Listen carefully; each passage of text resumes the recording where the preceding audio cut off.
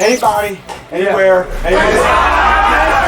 It's time to take command with former NFL tight end Logan Paulsen. This pass caught by Paulsen, the tight end. And from 106.7 The Fan, Grant Paulsen.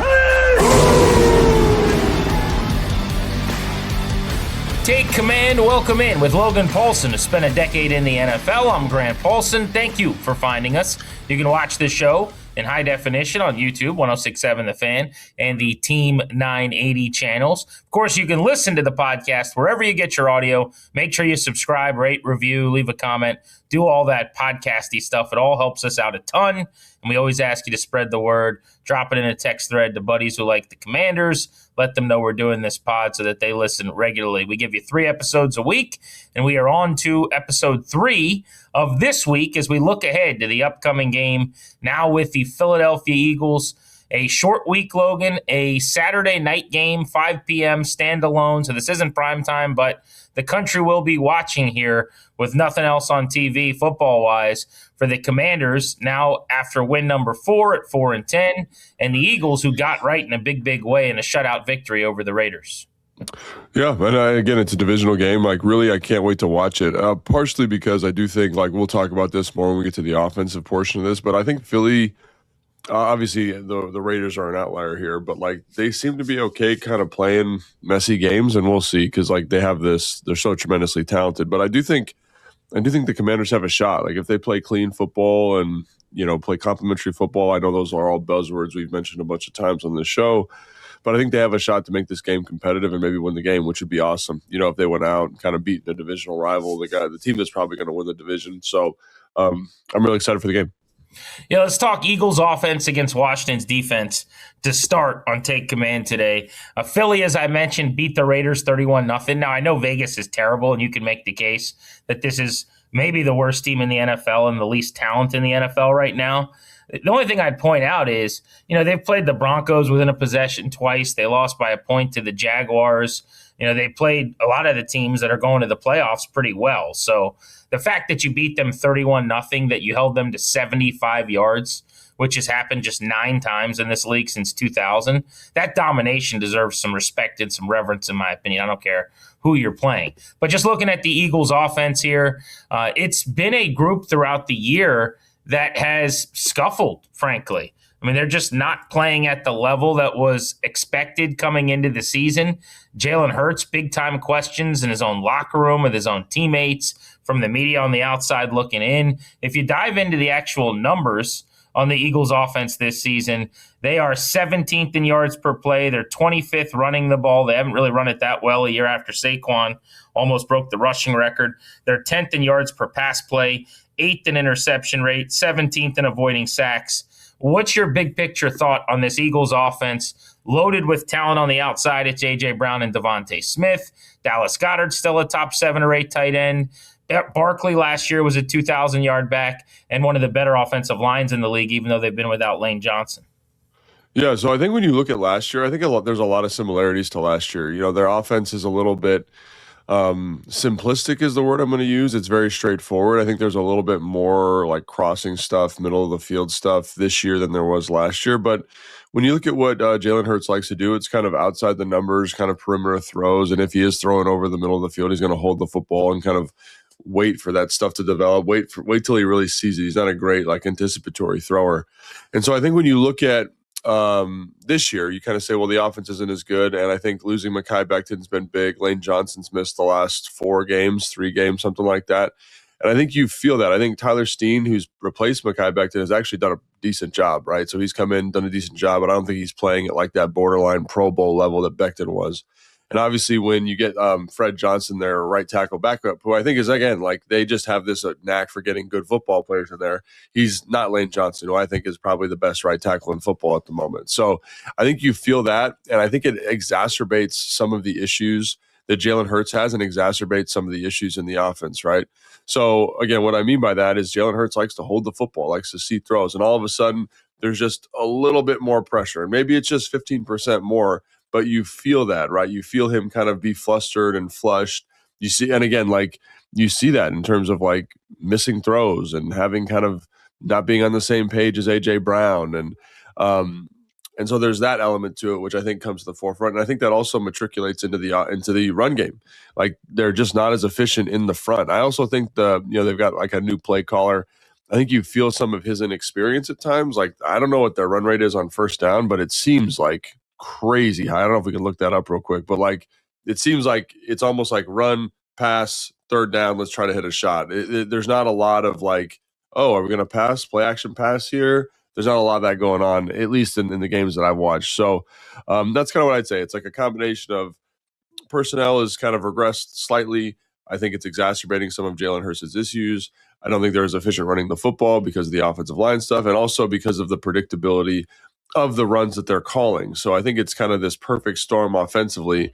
And it leads to kind of like, it's hard to talk about this team because it's like it leads to this kind of gross offensive product where you're like, man, this is not a good drive. This is like kind of everything feels so hard for them. It's like, but in the same breath, like you watch the highlights, man, AJ Brown mossing somebody versus Chicago, Devontae Smith mossing somebody versus the Dallas Cowboys, Saquon Barkley hitting a 65-yard touchdown run, 67-yard touchdown run versus the LA Chargers. Like they have some of the best playmakers in the league. It's just the chemistry, the new offense, the lack of offensive efficiency from a protection and a run standpoint has regressed slightly, and I think you're feeling some of that in those offensive efficiency numbers.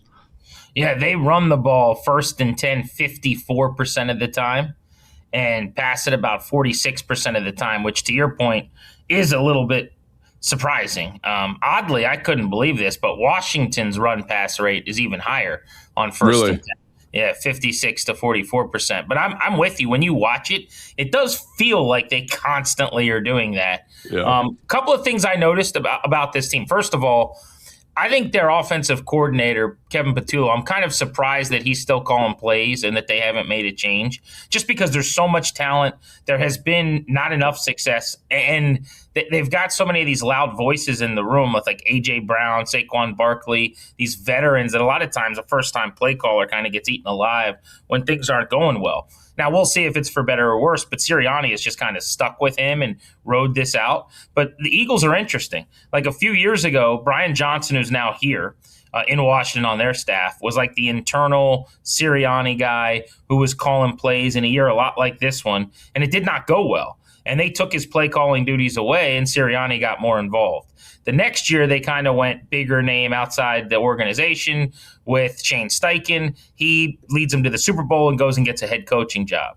Then they did the Kellen Moore thing, right, where they go outside the building, they get this stud, he goes and gets a head coaching job. And now they're back to this internal Nick Sirianni hire, and it's not going well again. So I'm kind of curious to see where they go from here in that regard. But I think here's what I will give them credit for. As much as I'm unimpressed largely with their offense, they're trending in a direction that I like in terms of trying things. When they were broken earlier this year, they got out of their rut a little bit by actually getting under center at the highest rate that they had at any point with 2 straight games where they did that. This week, looking specifically at this past game, just watching it, they were under center 30 times. They looked different. They're typically like an inside zone team. They ran a lot of 3 tight end stuff, and I don't know if you would agree, but I thought it was like a lot of gap scheme and pulling. They had like a 17-yard run where Dickerson's pulling out in front. Like that's not always what I'm seeing from Philadelphia. So I don't know. I think they're trying some things. It's kind of hard to do it on the fly, but I thought it worked in this game, and I wonder how much of it is like, dude, you're playing the Raiders, and how much of it is like them just, all right, let's try this again now. Like they're just seeing what fits. They're throwing things against the wall. No, I think there's a little bit of that for sure. I think it's interesting. Like I always thought one of their superpowers, especially with Saquon, was like this pin pull stuff to the perimeter, and I just haven't seen that quite as much this year. Like I've seen a lot of like what you're describing, a lot more like duo, inside zone, kind of gap downhill stuff. And again, like that didn't seem like that was your fastball last year. So right. I don't understand like why we've kind of gotten away from that. Could that be a Patullo thing? Could that be like you lost Kellen Moore, and that's what this guy's bread and butter is? I think so. I think, and again, you do. It's not the same offense. There are some differences, obviously, right? And there are some things that he does well, and some well designed plays that aren't executed at a high level. But again, like it's this weird. I think everyone wants this offense to be like hyper efficient, but every time it's a new offense, like they're going to struggle. And so I think you're feeling some of that. I think they're struggling to identify like what they're good at, you know what I mean, a little bit. And you can tell there's some new coaching points for the offensive line. Like, I can't tell how many times I've seen Jordan Mailata, who's an absolute stud, like kind of miss a combination to get to the second level quickly, and they get penetrated and it's like a tackle for loss. Like that should not happen to Landon Dickerson and Jordan Mailata. Like, so we've changed the paradigm there. We've changed the point of emphasis for them. And I think you feel that, you know, and so I think and again, it's not all on Petullo. It's like Petullo, excuse me. It's like I think there's a newness and everyone's kind of learning the new elements. I think the quarterback's learning the new elements. I think the receivers are learning the new elements. And I think, when you watch it, there is frustration. Like, there's obviously something in the body language of the people in the offense that is not good. And that's something that I think is kind of interesting to watch, you know, because again, they are winning football games. It's not super clean, obviously, but like, they're finding some success. So I also think sometimes like their yards per attempt and some of their efficiency numbers, maybe that's efficiency is not the right way to put it, but certainly where they grade in rushing is going to be lower because they do so much of their short yardage stuff. Like they do the tush pushes a handful of times. Sometimes in a game, you get a goal line a bunch. It seems like with them, it's like all of a sudden what could have been a 4.7 yard per carry day is 3.9 or 4.0. But they did run for 186 yards, which was their second highest total in this game against the Raiders. As I said, I hesitate to take a ton out of one game against Vegas where, you know, I say it's 72 and sunny when you're ahead of game script and ahead of schedule and nothing is coming difficult, but man, did they dominate. And we'll talk about the defensive side of the ball in a minute. But that's really where I was blown away with how they played against the Raiders and up front, some of the things that they're doing. But offensively, I just thought, you know, they're going to have to run the ball more effectively. They did in this game, and they need a lot more out of Jalen Hurts. What's your take on Hurts? Because I feel like, you know, I always am. He's the most maybe other than Trevor Lawrence, I think the most complicated guy in the league to just like give a take on as a quarterback. Right. But I went back and watched a lot of him. I feel like he's a limited passer, like arm talent wise. I just don't think he gives you a chance to be a great passing team. But here's what he does. He drops deep balls in the bucket beautifully a lot. And I think that can be confused for like, oh, this guy's awesome. But maybe a lot of the other stuff, like when we use the word arm talent, there's not a lot of like adding, subtracting. Like we had a conversation about J.J. McCarthy in this way. I think Jalen Hurts is kind of a limited passer. What's your take? Yeah, so I've always been like, you know, there's talk about a polarizing player to talk about. Totally Jalen Hurts. And, you know, like everyone says, oh, he wins and he does all these things. So in my estimation, last year, he's on the best roster I've seen since covering the NFL and since when I played. Like by far the best roster, best offensive line, best skill position guys, best defensive kind of, you know, top to bottom. Like I've never really seen a group like that, you know, like they were just uber talented. And so you've said this before, like the quarterback, as much as it is an elevator, like it can be a dependent position.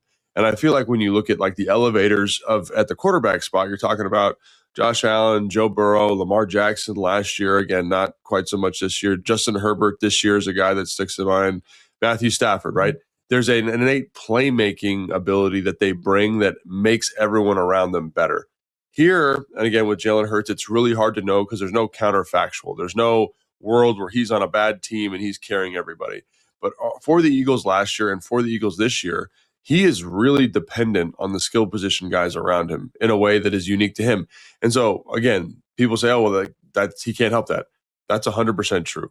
But I do think when you sit down and watch throw for throw, some of the things that top flight quarterbacks do, like if a top 10 or top 15 quarterback in the league does, he just doesn't do it at an incredibly high level. Like everyone talks about throws over the middle of the field, like doesn't do that at a high level, right? He prefers to throw outside the numbers, goes, comebacks, smokes, hitches. Like he likes to get it outside the numbers, big outs. That's what he likes to do.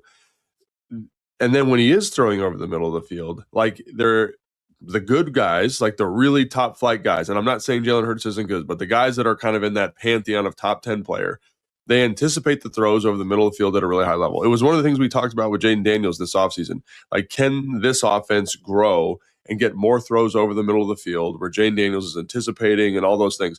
One of the reasons you do that is because that's the sign, and one of the signs, in my opinion, of a really efficient offense. So Jalen Hurts, I think, struggles with that. I think he's got, again, the release is a little bit sluggish.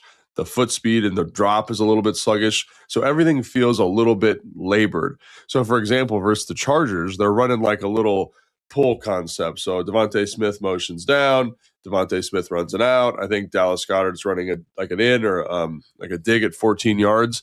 And he gets to the top of his drop. He waits for Smith to make the break. Smith is running towards the sideline. He throws the football, and Smith has to make a toe tap catch on the sideline. Like, that's not how that should go. I should get to the top of my drop. He should make his break. I should see it. Ball should be out. He should catch it with room to run. And I just feel like that kind of labored process is something that's always going to limit him. Does he win football games? Yes.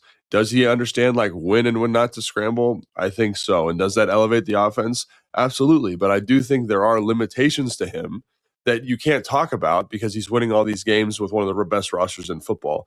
And so now I think the rosters regress slightly. There's a new offensive coordinator, two factors that he can't really control. And I think you see some of his limitations come to the forefront.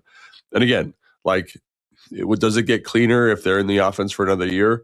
Probably. But I think those are the things that I see when I watch him. And again, I like him. I enjoy watching him. I think he's a fun player, good player. But is he a top 10, top 15, top 12 type guy? I don't think so at the moment. Yeah, I would totally agree. It sounds like we're in lockstep.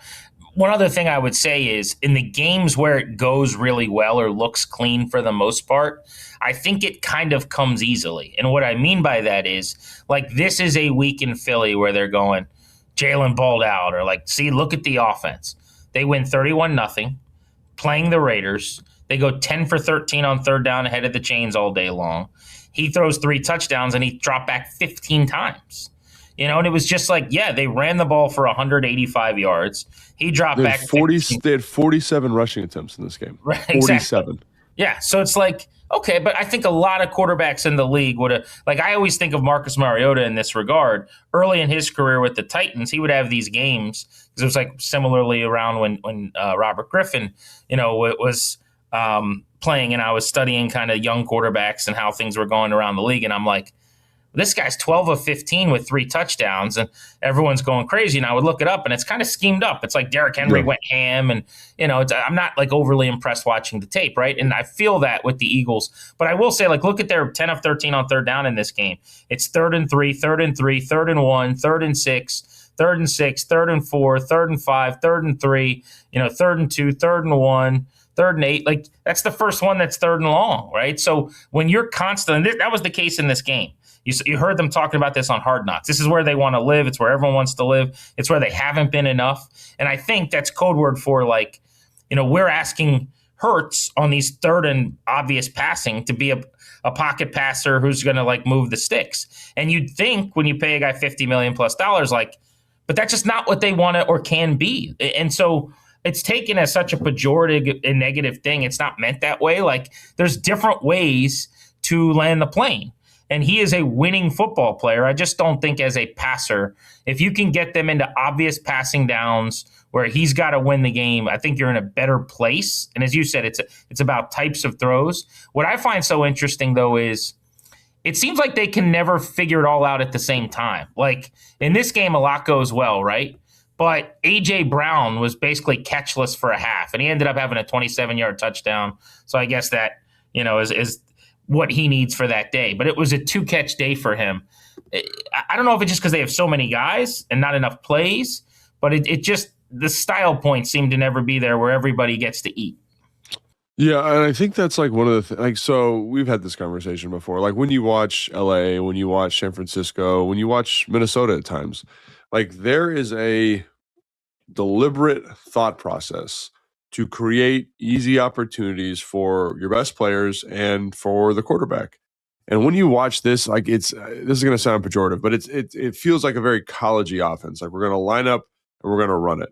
And, like, they historically have been talented enough to just line up and run it, and they win. That's how they win. And let me say this real quick because I want you to continue this. But the point is, they win most of the time, right? Correct. So, like, all of this is okay. Like, as we were saying this, they won the Super Bowl last year. They're going to win the division this year. And it's because they're so talented. But, like, if you did this with Washington's offense or, like, you know, if you went to Cleveland and dropped them in, you know, just like, we're going to do this now, it doesn't work as well. But anyway, keep going. Sorry. No, that's the point, right? It's like it's this weird, like, chicken or egg kind of, you know, conundrum or paradox where it's like the offense is really simple. I don't really love the design on a down-to-down basis. Like, their rushing efficiency is way down. Like, it's just tough to watch.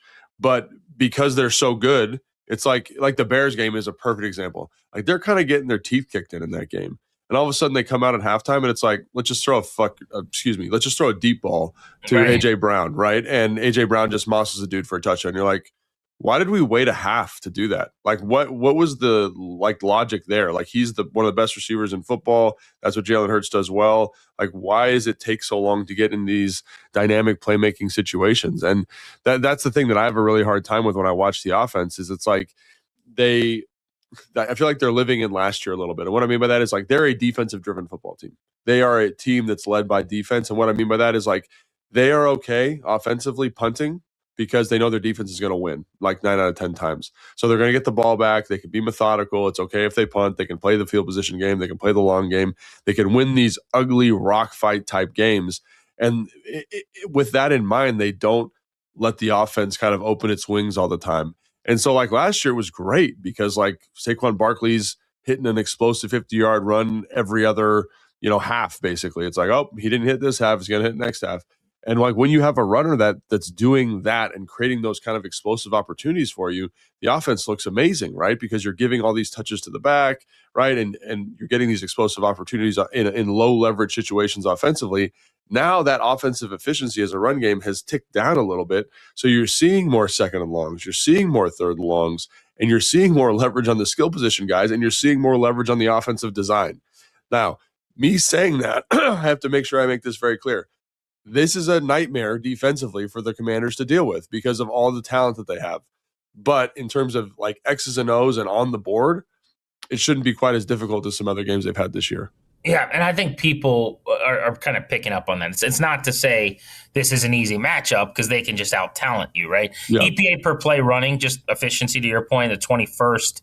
Overall offensively, they're 15th. And by the way, good catch to you. You only got, I think, 1.5 letters in to that word. So he was going to say fudge, except he didn't say fudge. He said the word, the mother of all words. That's from A Christmas Story. It is Christmas time. Logan, what is your favorite Christmas movie? Oh, that's a great question. My kids love Elf, so that's become a fun Elf's one for us. So good. By the way, how about Jon Favreau in, like, the early 2000s, dialing up an all-time Christmas classic? Yeah, one of the first of the generation. This is going to be like it's a Will Ferrell comedy, but it's got, like, a little bit of heart to it. It's funny, you know, father-son kind of relationship movie. My wife loves, National Lampoon's Christmas Vacation. Is that what it's called? You're right. No. Christmas Vacation. So I love that one. Those two are probably in the top for me. And then obviously Die Hard. I'm a big Die Hard guy. So, and I'm going to classify that as a Christmas movie. So I think there's Christmas music. There's snow. I will also accept Die Hard as a Christmas movie. I think. How about you? What we got? Christmas Vacation's the 1 seed for sure. Yeah. Elf right now is. I mean, it's become pantheon. I don't know if it's getting a silver or bronze, but it's on a medal stand. We're not going to play its anthem. But I'm pretty sure I can say the Home Alone series, 1 and 2, basically. My kids are all in right now. Exquisite, yeah. Great. Now, when I was a kid, like, Home Alone meant something special to me. There was like a 20-year window where I would watch it, but it kind of like, okay, it's falling down the board. Yeah. My kids are so obsessed with it right now that it's like I'm watching it again for the first time, you know? When the kids are juiced on a movie, like, it's like, let's watch Elf. It's like, yeah, like, let's watch Home Alone. Let's go. You know, it's like, You're like, all right, let's do it. They're psyched when Kevin just beats up Harry and Marv for 20 minutes and does all his booby traps. I got a couple of deeper cut Christmas movies for you, though, if you don't mind. Okay. I'm looking for Christmas with the Cranks. This is a Tim Allen offering with Jamie Lee Curtis. Are you familiar? Jamie Lee Curtis. Maybe not. I thought I knew what you were talking about, but maybe not. Pretty good. Very funny Christmas movie. I like that. And then the other one I really like is, I'm sure you've seen The Santa Claus with Tim Allen. Oh yeah, that's a very solid flick. Yeah. Very good. I actually auditioned to be in The Santa Claus 2 as Curtis the Elf, a little sleepy nugget that you Did you probably really? didn't know. Yeah, back in the day when I was like doing stuff as a kid sports reporter, this like Hollywood agency reached out and was like, "Can you read for this Santa Claus 2 movie?" And I thought I was about to be freaking Matt Damon. I was so psyched. So I like did, I read some stuff and sent it to them on camera, and that was kind of the end of that. But yeah, it was almost. I almost became Famous. like Will Smith. Yeah, would have been really good. Will Smith. Yeah, it was this close to becoming Daniel Day-Lewis. All right, next, let's talk about the Commanders' offense against the Eagles' defense. You're listening to Take Command.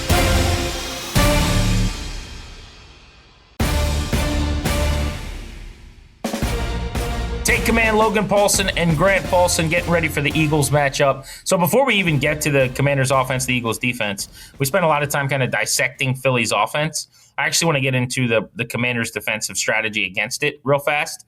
So I guess let's just start with your game plan. What would you do to slow them down and to get them off the field? Yeah, I definitely think on early downs you have to prioritize like heavier box structures and be ready to stop the run. I think that's going to be kind of first and foremost. Make sure those run fits are really, really sound. Again, because their offensive line, while not what it was last year, is still very, very talented. And Saquon is a home run hitter, and that's kind of the thing they want to drive the car here. So that's what I would prioritize. I also think you're going to play a little bit more zone than you played against like New York, for example, because of the matchup issues. And I think I feel better about it in this game, because Jalen Hurts is, again, like, I think he's a good player. I don't think he's a great player. So, like, force him to beat you. Force Jalen Hurts to kind of, be the guy that's going to pick you apart from the pocket. And I'm not sure that he can do that on a down-to-down basis. And, again, it's not just him. It's like there seems to be a little bit friction with, A.J. Brown. And, like, there's some timing stuff and some effort stuff that I see with him that I'm kind of like, yeah. And then Devontae Smith, like, they're not always on the same page all the time, right? So I think like lean into some of those, like lean into that area of the game, because they haven't over the past couple of weeks looked super sharp there. So what I like about this game is I'm going to have fun with a few of the matchups. I just think it's a fun little test, like good on the interior. Defensively, Payne and Kinlaw against this offensive line. I like that. I think that's like fun as a football fan. What I don't love and what I think is going to be a problem, the reason I think the Eagles ultimately win this game handily, I just think you're going to get out Billied and Joed on the outside. I think so too. You don't have an answer for A.J. Brown and Devontae Smith right now in your secondary. So, let's say Sanders still plays well. Antonio Hamilton's coming off this incredible performance. Go back and listen to the recap pod. We heaped a lot of praise on him. But, like, I don't know how you get through this game and Devontae Smith hasn't been open on a post, or, they haven't caught something down the field in a big chunk to make a touchdown easier in the red zone. Or I could see A.J. Brown going for like 130, and it would not surprise me. I just don't know that Washington's got the secondary pieces right now to slow them down. But let's get to the other side of the ball here. The Commanders' offense against the Eagles' defense. I went back and watched a couple of their recent games, so I've got some thoughts on Philly's defense I want to bounce off you. But start with just kind of a broader take. What do you see when you watch them, and what do you make of this defense that the Commanders have to face this week? Dude, they're good, man. They're really, really good. They're a fun group to watch. I think they're not quite as talented on the interior of the defensive line, and I think Jalen Carter's been out. But also when Jalen Carter was in, I think you feel the explosiveness that he plays with. But I don't think he's playing quite as well as he played last year, like where he was like this dominant kind of borderline top 5 guy at the position. You're like, what are we going to do with this? Like, he hasn't played that well. The guy that's played really well for them is like Moro Jomo and Jordan Davis. Like, they've done a really nice job. Kind of Jordan's in a contract year. You can tell he's playing hard. He's playing physical. Zach Bond and Nakobe Dean, I think, have done a great job, quite honestly, the last couple of weeks. Like, Nakobe Dean is not like they're like the odd couple in terms of like Nakobe Dean is more like downhill blitzer, attack the line of scrimmage, and Zach Bond is just kind of like almost like this hybrid safety player that can kind of cover a lot of grass. And he's missed a lot of tackles this year, but man, I think that's got to be one of the better linebacker groups in the NFL.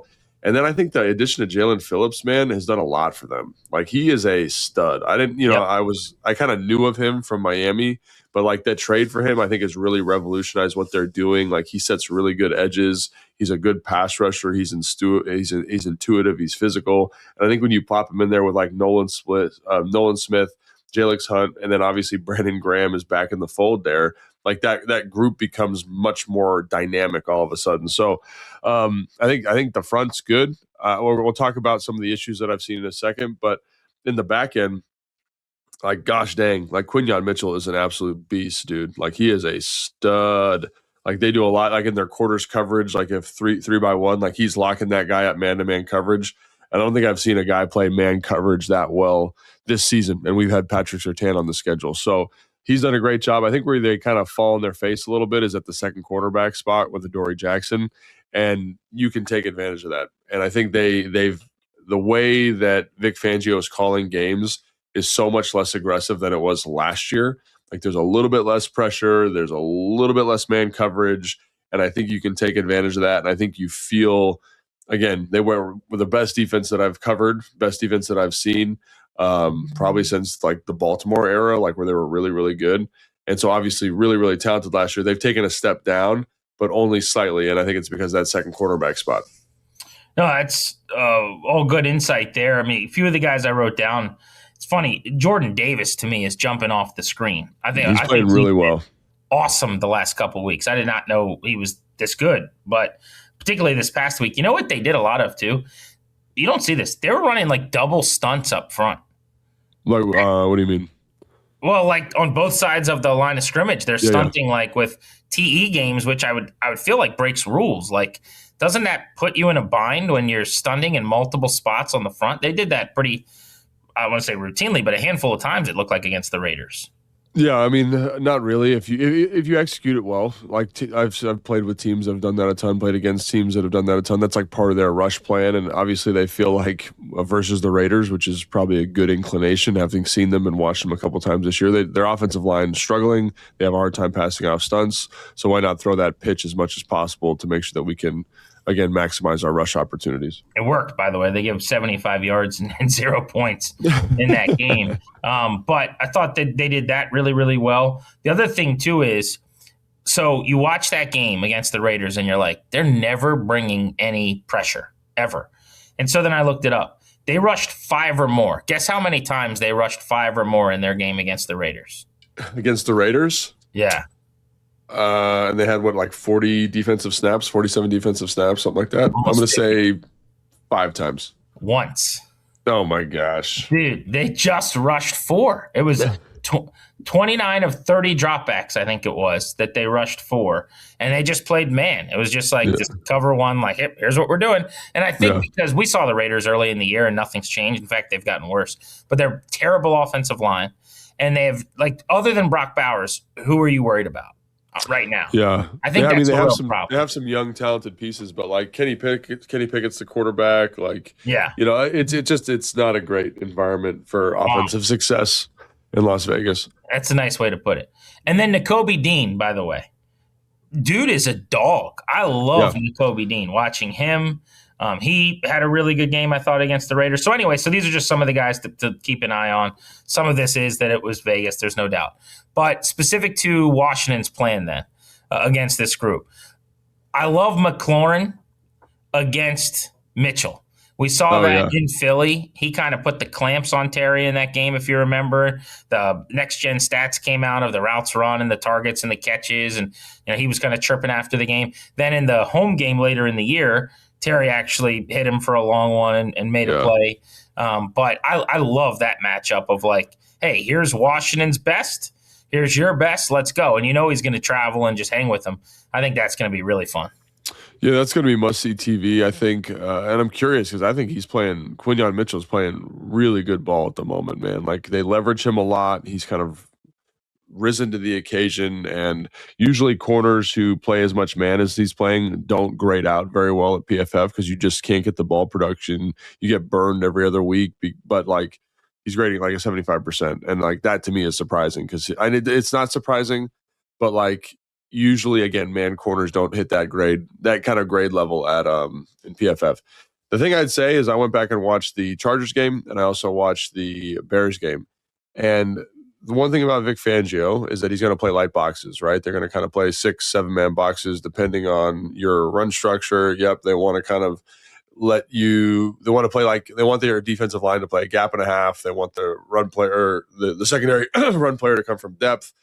And I will say, Ben Johnson put those dudes in an absolute blender, like absolute schematic blender. And also, like their right tackle in Chicago and their right guard were just Darnell, it was one of the most beautiful performances by an offensive line. Just literally checking IDs and ejecting people from the club. And so, and again, I thought, oh well, like the scheme's good, personnel played well. And then you watch the Chargers game, and the Chargers did a pretty good job running the football. Now, they ran the ball differently, a little bit more downhill. They had a couple kind of explosive runs. The run average wasn't that great, a couple quarterback scrambles.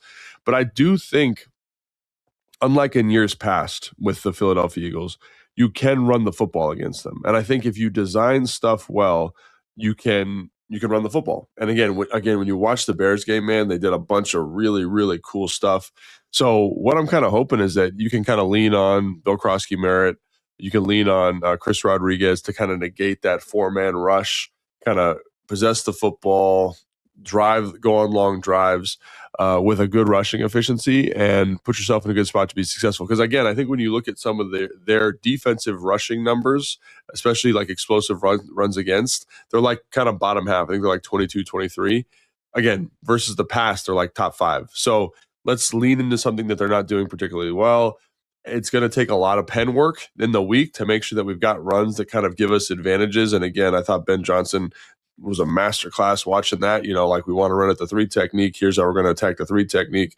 We want to kind of attack this bubble here. We're going to attack the bubble here. We're going to use this motion to create this shift, and we're going to come back and sift and run a count.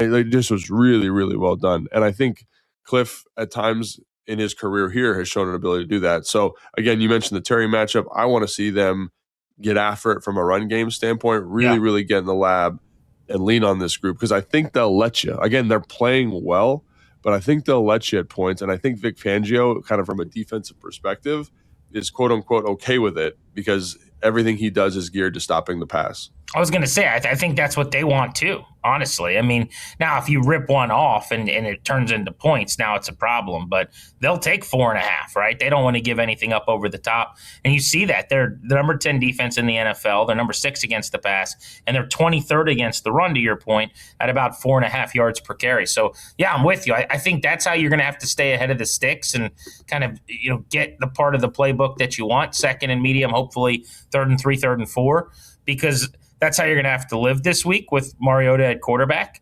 But at some point, you're going to have to be able to hit something down the field, and that's where I get intrigued by, the one-on-one matchup. And the other thing I wanted to bring up, in the playoff game, obviously Zach Ertz absolutely ate, and they drew the matchup of Reed Blankenship, right? It's like 15 targets and 11 catches or something crazy. And I think you see, again, I think Reed, I enjoy watching Reed Blankenship play. I think he's a good physical downhill player. But in man coverage and in coverage situations, I think he leaves something to be desired. Is there someone on the roster, Ben Sinnott maybe, Colson Yankoff, that can exploit that matchup the way we saw Zach exploit it last year too? That would be the other thing I'd point to, especially in third down situations. Can you find, if they're going to play man like they did versus the Las Vegas Raiders, and again, they didn't do that versus the Bears. They didn't do that versus the Chargers, but if they say, hey, we don't really respect your skill, guys, we're going to play a little bit more man, can you exploit a guy who I think is a good football player, but is not the best man coverage player in Reed Blankenship? He's going to cover the tight end. So maybe this is an opportunity for one of those guys, whoever that third element is, tight end, I guess it could be a receiver, could be Debo. Can they exploit that matchup on Reed? Did you guys hear that? Sounds like what? Logan might be calling for a Ben Sinnott day. We'll see. I mean, we'll see, man. Like, that's not been his what did I say that? His ball of wax is his game, bread and butter. Yeah, that's a better one. To kind of win catching on third footballs. down. Yeah, I get it. Yeah, that's true. To win on third down. But I do see, I think he's a first and second down guy in terms of the pass game. But who's going to be the third down guy this week is going to be a big story, I think. But how good would it be for your soul? What kind of chicken soup for the Logie soul would it be if a tight end wearing 82 goes ham sandwich here at against the Eagles here at home or at Lincoln Financial Field later this year? That's got to just warm the heart. Yeah, I would be pretty stoked, honestly. Like, and again, it's more of like me rooting for Ben. I think like a lot of people are rooting for him to get more opportunities, rooting for him to grow as a player and grow in his like professional experience. So yeah, I'd be really excited for him. I mean, shoot, even if it was Colston Yankov, I don't know where he's at in terms of injury report because that's the big question. Remember, so this is a short week game, Saturday, not Sunday, which, one day doesn't seem like the biggest deal, but because we already heard Dan Quinn talk about this, but, the idea was they were ready to rule out Jaden Daniels start of the week just when he hadn't been cleared because they got to get on to the next thing. Like everything is being moved up here, right? So you look at the Eagles practice report to that point. Barkley did not go in the estimated work on Tuesday with a stinger. Jalen Carter still dealing with injuries to both shoulders, which is odd. He had surgery. He had 2 surgeries earlier, crazy, man. 2 weeks ago. Yeah, both shoulders. Dickerson calf. Fred Johnson, the tackle, ankle. Lane Johnson's dealing with a foot, and then their blocking tight end has a stinger. But overall, you don't know those guys. Most of them are probably going to play, but it just does complicate it at the end of the year with the extra, the 1 day less of work on the field and the extra injury report day they've got to give us makes it, convoluted, but could be a situation where guys are playing banged up, guys are playing hurt, and that also, like a Thursday night game, you see this sometimes, it just makes these games harder to predict too. Like sometimes that does keep teams in the game a little bit. Yeah, it's a great point. It's around Christmas. This is a tough time of year to play football. And again, you mentioned the injury thing. I think that's 100% accurate. And I think roles can change because of that. I think game plans can change because of that. So obviously it's interesting. The Landon Dickerson thing is interesting. And the Fred Johnson thing is interesting because obviously Fred Johnson is their swing tackle. And so if Lane Johnson can't play and Fred Johnson's nicked up, like what do they do there? And then does that kind of impact some of the issues with the offense already, right? In terms of like Jalen Hurts holding the football. So I think those are some things just to keep an eye on. And obviously if Saquon's banged up, like maybe that's good because Tank Bigsby's been absolutely balling. He's the backup running back. But I think it's a great point. On a short week, guys banged up, like how does it change the complexion of this football game? A couple of guys to hit on really quickly offensively. So Bill's coming off of a huge game, 18 for 96 and a touchdown. I talked to him yesterday. He was just in great spirits, was really, really happy. I bet. Like his confidence was sky high. Chris Rodriguez would have been full go at practice according to what they put out. So I'm guessing he's back. How would you handle that here? Rodriguez has run hard, can lean on this team in the way that you're talking about. But we've also seen the couple times where Bill's kind of been the guy. It's actually benefited him. I'm sure there's a chicken or the egg element to that where he got off to fast starts too. Like, how would you handle that right now with Bill being the dude with the gear that nobody else has and the highest ceiling, but Rodriguez serving a real purpose? I mean, I'd like to see some type of balance. I think when you look at the Bears game specifically, they have 2 backs. They have Swift and Monungai. Monungai is more kind of like their downhill power back, and he did a great job kind of tenderizing that defense. And again, the offensive line for Chicago played absolutely out of their mind. Excuse me. But I think it was a nice kind of change-up pitch. It was like, here's a little bit of Monungai, here's a little bit of Swift, and Swift in that game hit a bunch of explosive plays. So I would love to see a combination of both. I think both those guys have played well given their opportunities. And I think the thing that, has stuck out to me is like they haven't really been able to find a balance where they're both playing well together, if that makes sense. Like they kind of, it's like this is C-Rod's half, this is Bill's half. Like why can't they kind of intermingle together as the game's going on?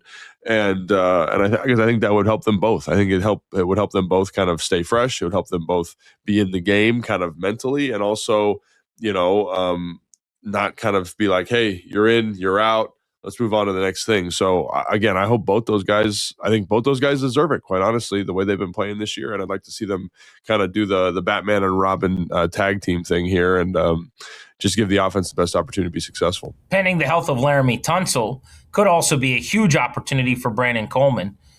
We've talked a lot about these stretch run of games being significant for the young guys. Well, here's a second-year player who was a left tackle. They moved him to the right side to trade for Tunsil.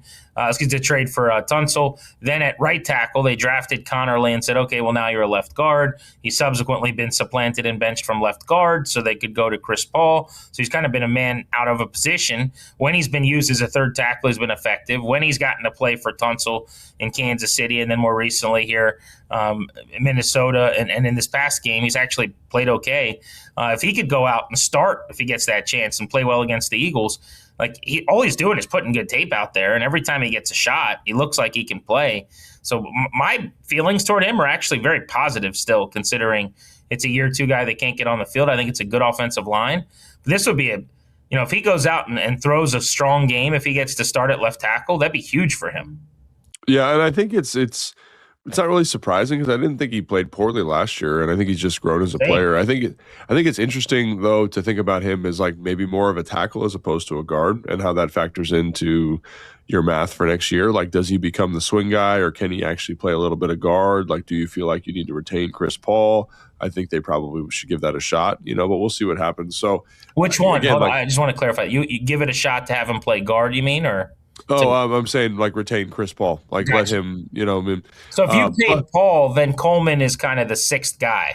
Yeah, he'd be the sixth guy, which I don't think is a bad thing because I think he's done a good job, and I think you need 7 like good offensive linemen, and that's something that Philly's done very well over the last couple of years. So I just think it's interesting that he's played really, really well when he's played at tackle, and so is that maybe his more natural position? Maybe long term that's where he's going to fit.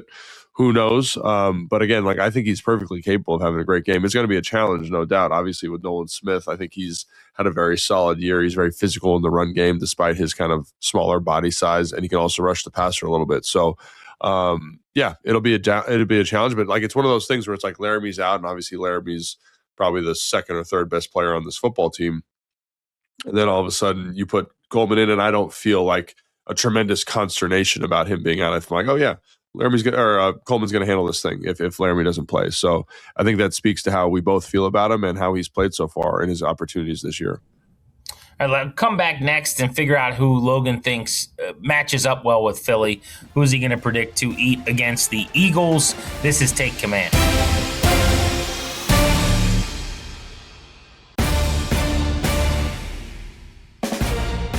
Welcome back to Take Command.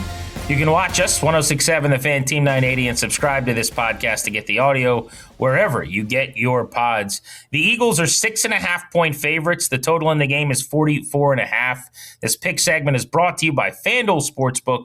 Make every moment more. I'm actually picking the Eagles to cover 6.5. I think they win this game by a touchdown, probably like a 27-20, maybe a 30-20 kind of game. I just think that, as I said earlier, Logan, on the outside, their receivers against this current Washington secondary, which is down at least 2 starting caliber corners and maybe 3, is going to be a problem. I could see A.J. Brown going for 100. I think Devontae Smith's going to hit on a big play or 2.